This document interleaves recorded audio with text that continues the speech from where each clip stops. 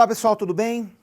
Bom, agora a gente vai falar mais um assunto aí bem importante da ótica geométrica, que é a questão do ângulo limite de refração.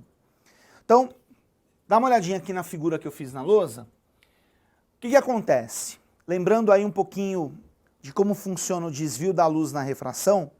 Aliás, se você não lembra muito bem, tem uma aula nossa aí que fala sobre isso, tá certo? Mas assim, tirando aquele caso da incidência normal que não desvia, os outros casos você tem desvio.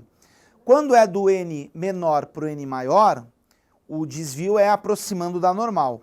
Quando é do N maior para o N menor, o desvio é afastando da normal. Então aqui, ó, vamos imaginar um caso como esse, tá? A luz está incidindo, formando aqui um ângulo, tá certo? E olha só o que acontece com o raio do outro lado, pessoal. Ele passa, mas ele passa rasante, formando 90 graus com a normal no caso, tá certo? Então a gente chama esse caso aqui de emergência rasante, quando o raio ele passa para o outro meio, só que ele passa no limite, tá certo?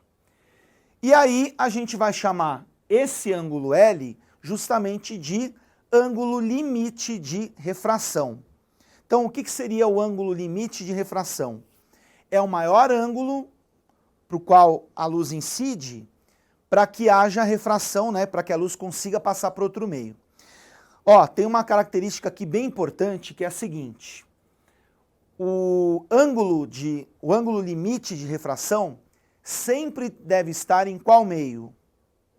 No meio que tem o N maior.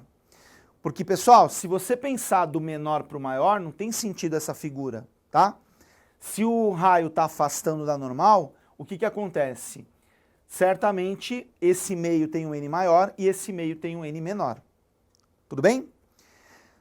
Bom, uma coisa que vai ser importante para a gente, né, é saber calcular esse ângulo limite, porque aqui eu mostrei, né, é o caso do ângulo limite, mas e se por acaso a gente tiver que calcular esse ângulo limite? Para fazer essa conta, lei de Snell. Então, o que você faz? N1 Cn1 igual N2 Cn2, você nomeia um dos meios como 1, outro como 2. O que eu fiz aqui, ó? Eu chamei esse meio de cima de 1, esse outro de 2. Então ficou N1, mas quem que é o N1? Olha, eu não sei exatamente quem é o N1, mas com certeza o N1 é o N maior. Vezes o seno do ângulo limite, lembrando mais uma vez que os ângulos são formados com a normal sempre, tá? Fica igual ao N menor, vezes seno de 90, porque, gente, quando você tem a emergência rasante, o ângulo ele forma 90 graus com a normal. Só que, pessoal, seno de 90 é 1. E aí você isolando o seno do limite, passa o N maior dividindo, você vai ter N menor dividido por N maior. É assim que você vai calcular o seno do ângulo limite.